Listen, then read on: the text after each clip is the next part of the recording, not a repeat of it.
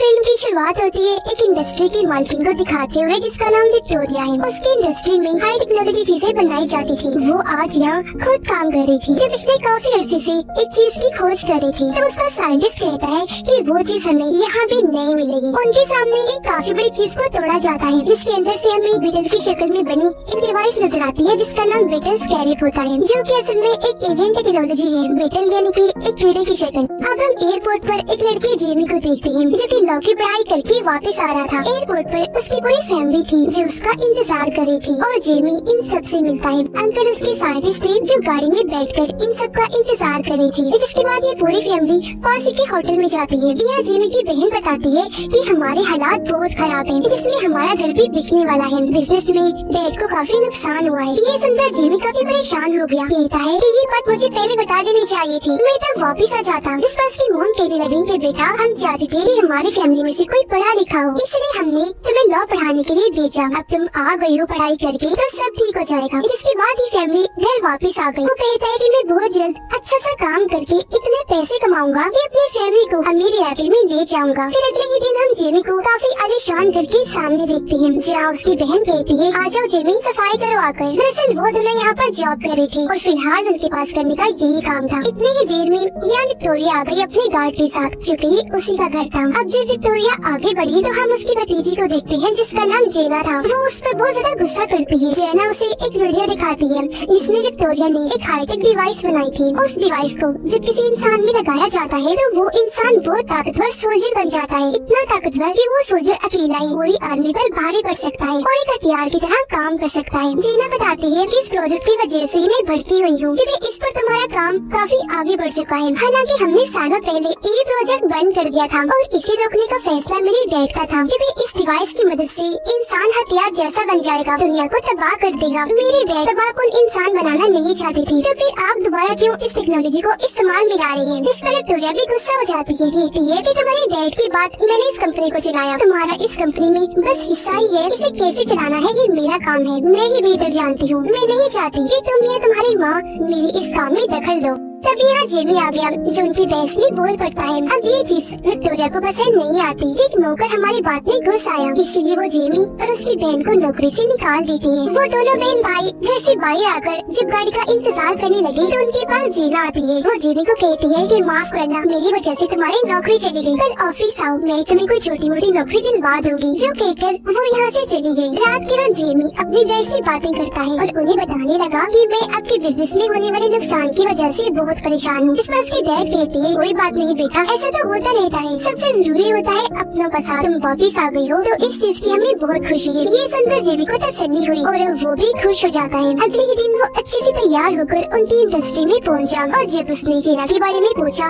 तो उसे कहा जाता है कि इंतजार करे। ऊपर साइंटिस्ट जब किसी काम से जा रहा था तो जेना चुपके से उसका कार्ड चुराकर उसके लैब में आ जाती है, जहाँ उसे बीटल स्कैरेप मिल जाता है। साइंटिस्ट दरअसल बीटल स्कैरेप का जो कोर है यानी मेन हिस्सा उसे निकाल कर सूट में डालने वाला था, ताकि इसकी सारी ताकतें सूट में चली जाएं। तब जेना उस स्कैरेप को एक बॉक्स में डालकर चुपके से लैब से बाहर निकल जाती है और जब वो नीचे आई तो जेमी उसके पास आ जाता है। जेना उसे कहती है, अभी मैं जल्दी में हूँ, बाद में मिलते हैं हम। अब तब यहाँ सिक्योरिटी अलार्म बज जाता है। जेना वो बॉक्स जिसमें बीटल स्कैरेप था वो जेमी को देते हुए कहती है कि इसे अपने पास रखो, तुमने इसे खोलना नहीं और अपनी जान से भी ज्यादा हिफाजत करनी है। जो कहकर वो जेमी को यहाँ से भेज देती है और खुद गार्ड के साथ आगे बढ़ गई। घर आकर जेमी अपने घर वालों को सब बताता है जो उसके साथ हुआ और उन्हें वो बॉक्स दिखाता है, जिस पर उसकी फैमिली काफी कंफ्यूज थी और वो जेमी को बॉक्स को खोलने का कहती है। उनकी बात मानकर जेमी ने बॉक्स भी खोल दिया, जिसके अंदर से उन्हें बीटल स्कैरेप मिलता है, जिसे जेमी बड़े गौर से देखने लगा। जब उसने हाथ में लिया तो स्कैरेप चमकने लगा और अचानक ही ऑन होकर जेमी के मुंह पर चिपक जाता है, जो देखकर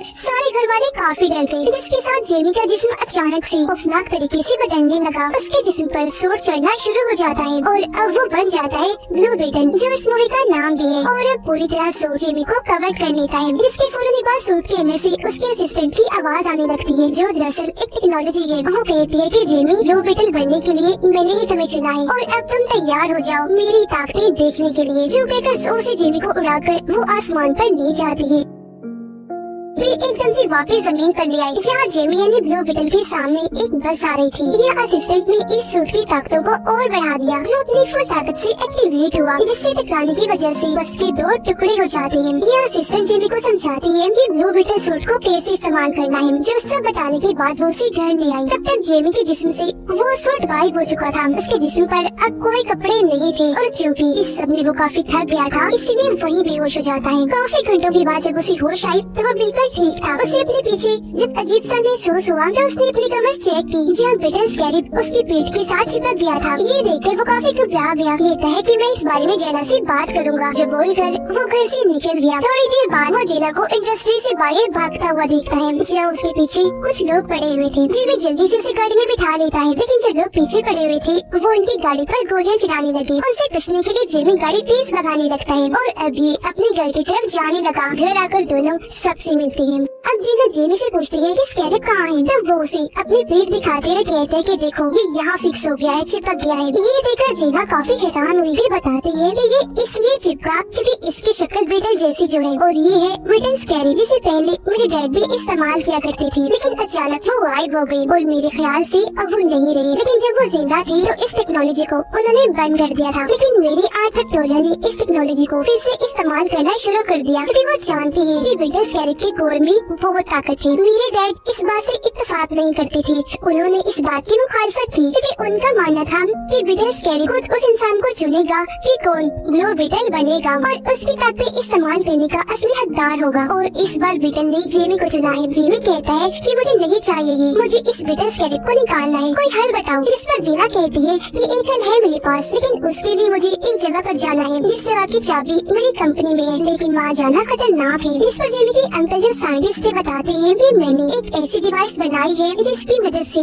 मैं एक साथ पूरे बिल्डिंग के सभी सिस्टम को हैक करके अपने कंट्रोल में कर सकता हूँ। जिसके बाद उनकी कंपनी के सभी कैमरा सिस्टम को हैक कर दिया जाता है और वहाँ एक कार्टून चलना शुरू हो जाता है। इस बीच मौका पाकर जेनी अंदर घुसी और कंपनी की एक घड़ी चुरा कर जेमी के साथ वहाँ से बाहर आ जाती है। बाहर विक्टोरिया का गार्ड खड़ा था, जो इनको मारने के लिए तेजी से इनकी तरफ आने लगा। उसने जैसे हमला करने के लिए हाथ आगे किया, जेमी उसके हाथ को पकड़ लेता है और अचानक ही उसका सूट एक्टिवेट हो गया और वो फिर से बन गया ब्लू बीटल। इसलिए वो गार्ड को मारकर दूर फेंक देता है। ये देखकर गार्ड भी अपने असली रूप में आ गया। दरअसल उसे भी विक्टोरिया ने एक सूट बना कर दिया था, वो भी एक्टिवेट होकर इसके जिस्म पर चढ़ जाता है। वो फिर से ब्लू बीटल पर हमला कर देता है। एक साथ उसने कई हमले किए, जिन सबको ब्लू बीटल ने अपनी ताकतों से रोक दिया। लेकिन एक वक्त ऐसा आता है जब गार्ड ब्लू बीटल पर भारी पड़ने लगा। उसने बीटल को दबोच लिया और बस उसे मारने ही वाला था कि तभी गाड़ी लेकर जेमी के अंकल यहाँ आ गए। उसने जोर से गार्ड के अंदर गाड़ी दे मारी, जिससे वो काफी दूर जाके गिरा। अब ये मौका देखकर तीनों जल्दी से गाड़ी में बैठे और यहाँ से निकल गए। जीना उन्हें कहती है कि अब हमें शहर से बाहर जाना है। शहर से बाहर आते ही ये जीना के डैड के दूसरे घर पर गए, जहाँ जमीन पर एक काफी बड़ा बीटल बना हुआ था। उसे देखकर जीना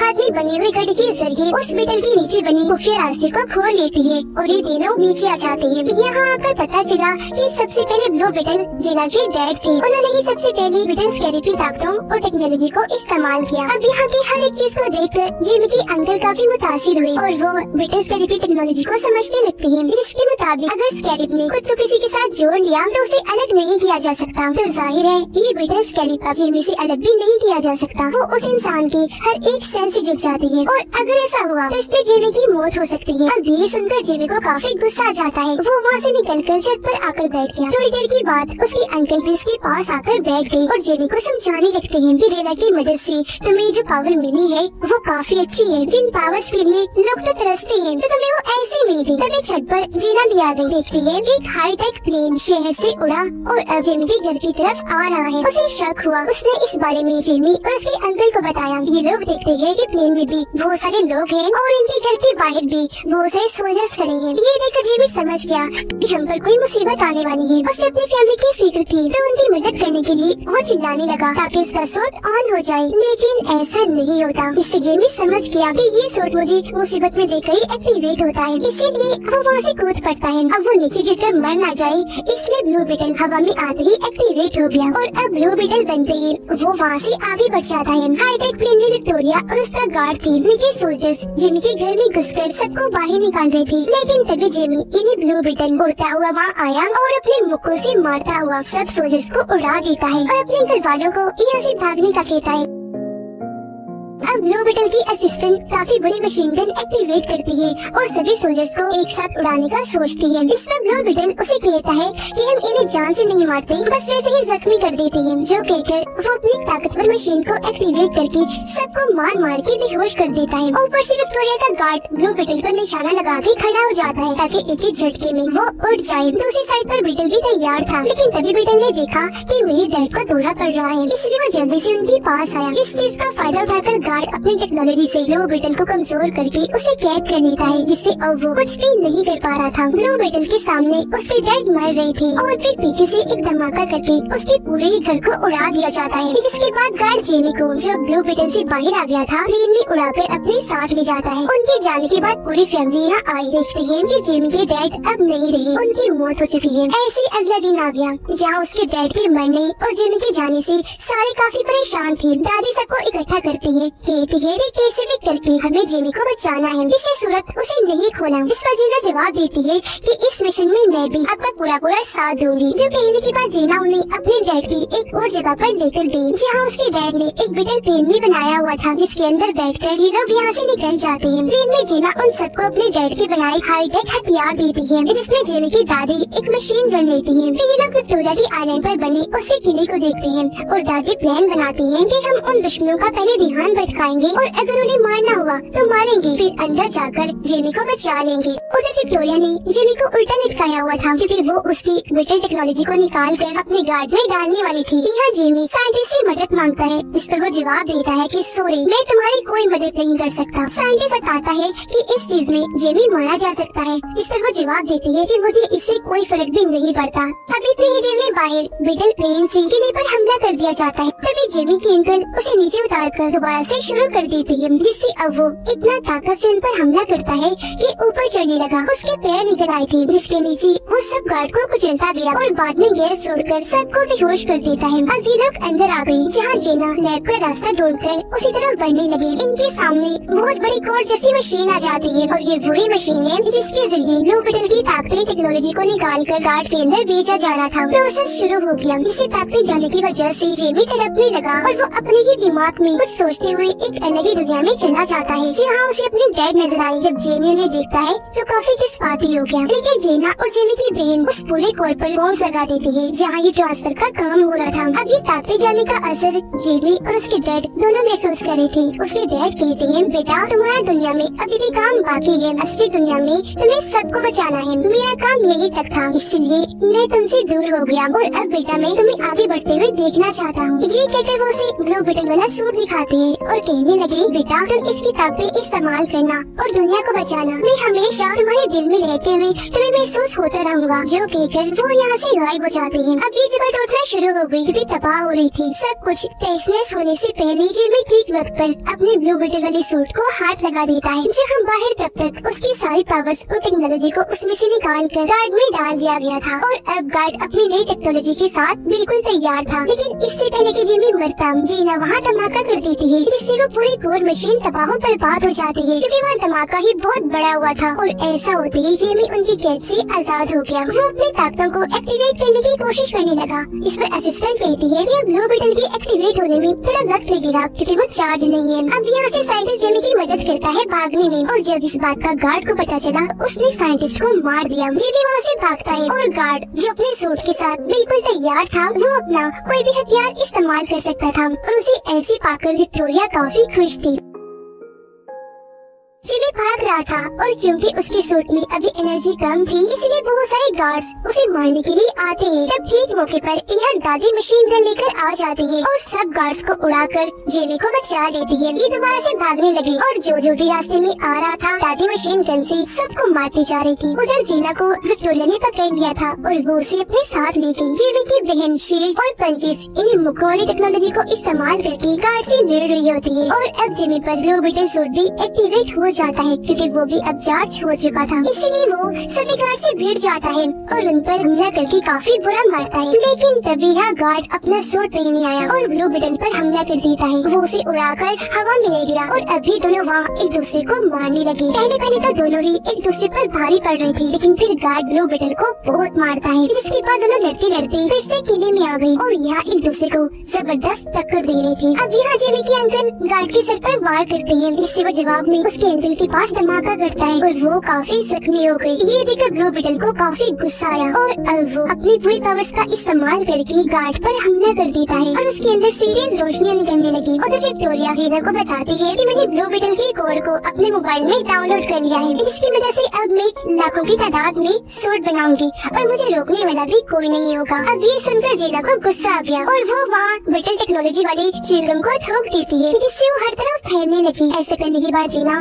गार्ड्स को काफी मारती है। नीचे ब्लू बीटल ने गार्ड को काफी मारकर बुरा हाल कर दिया था। वो उसे नीचे गिराकर गला काटने ही वाला था कि तभी असिस्टेंट उसे ऐसा करने से मना करती है और उसे किसी की जान न लेने वाले असूल को याद करवाती है। इस पर रोते हुए जिमी बोला कि इसने पहले मेरे डैड को मारा और फिर मेरे अंकल को बम से जख्मी कर दिया और अब मैं भी इससे बदला लूंगा। ये सुनकर असिस्टेंट उसे गार्ड की जिंदगी दिखाती है कि वो अपनी मोम की साथ रहा करता था, लेकिन एक दिन मिसाइल के हमले से उसकी मोम की मौत हो गई और क्योंकि वो अकेला रह गया था तो उसे जबरदस्ती आर्मी में भेज दिया गया। लेकिन एक दिन बम पर पैर आ जाने की वजह से गार्ड का पूरा जिस्म तबाह हो गया और जब इस बारे में विक्टोरिया को पता चला तो उसने फायदा उठाकर गार्ड को अपने एक्सपेरिमेंट तजुर्बे में इस्तेमाल किया। उसे नया जिस्म दिया, जिसके बाद वो उसे अपने हिसाब से चलाने लगी। अब ये गार्ड जो कुछ भी करता है उसके पीछे विक्टोरिया का हाथ होता है। तो अब यह जेमी उसे कुछ नहीं कहता, छोड़ देता है। उधर जेना अपनी आंट विक्टोरिया का फोन ही तोड़ देती है, जिससे उसका फोन तबाह होने से अब उसके पास ब्लू बीटल की टेक्नोलॉजी नहीं रही, तो अब वो खतरनाक सूट भी नहीं बना पाएगी। अब गार्ड विक्टोरिया के पास जाता है, जहाँ वो उसे हुक्म देती है कि जाओ जेना और ब्लू बीटल को मार दो, लेकिन इस बार वो ऐसा नहीं करता, बल्कि विक्टोरिया को पकड़ के अपनी मोम को याद करके अपना सूट तबाह कर देता है, जो देखकर जेना और जेमी जल्दी से आकर बीटल पेन में बैठ जाते हैं। वहाँ काफी बड़ा धमाका होने लगा, जिसमें गार्ड और विक्टोरिया की मरने के साथ साथ पूरा किला भी तबाह हो गया, जबकि वो सारे लोग बीटल प्लेन में बैठकर वहाँ से निकल गए। जेमी देखता है कि मेरे अंकल मरे नहीं बल्कि जिंदा बच गए थे, तो उन्हें देखकर जेमी बहुत खुश हो जाता है। कुछ दिन के बाद दिखाया गया कि विक्टोरिया के मरने के बाद अब जेना इस इंडस्ट्री को चलाने वाली है। वो खबरों में बताती है कि मैं कंपनी में हो रही गलत कामों को रोककर कंपनी को अच्छे रास्ते पर चलाऊंगी। अब घर में जेना आई, जो कहती है कि मैंने आप सबकी मदद करने के लिए इस पूरी जगह को खरीद लिया है और मैं ये जगह वापस आपको तोहफे में दे रही हूँ। आप यहाँ अच्छी जिंदगी गुजारिए। जो सुनकर सारी फैमिली बहुत खुश हो जाती है। अब जब जेना वहाँ से जा रही थी तो उसे छोड़ने जिमी भी उसके साथ आया। वो यहाँ उसे अपने दिल की बात करता है कि मैं तुमसे प्यार करता हूँ, मुझसे शादी करोगी? ये सुनकर जेना बहुत खुश हो जाती है और हाँ बोलकर दोनों गले से लग जाते हैं। अब तक यहाँ जेमी का ब्लू बीटल सूट फिर से एक्टिवेट हो गया, जिसके साथ दोनों हवा में उड़ते उड़ते काफी ऊपर चले जाते हैं और अपनी इस सैर को काफी एंजॉय करने लगे। और इसी के साथ इस फिल्म के यहीं पर हैप्पी एंडिंग हो जाता है।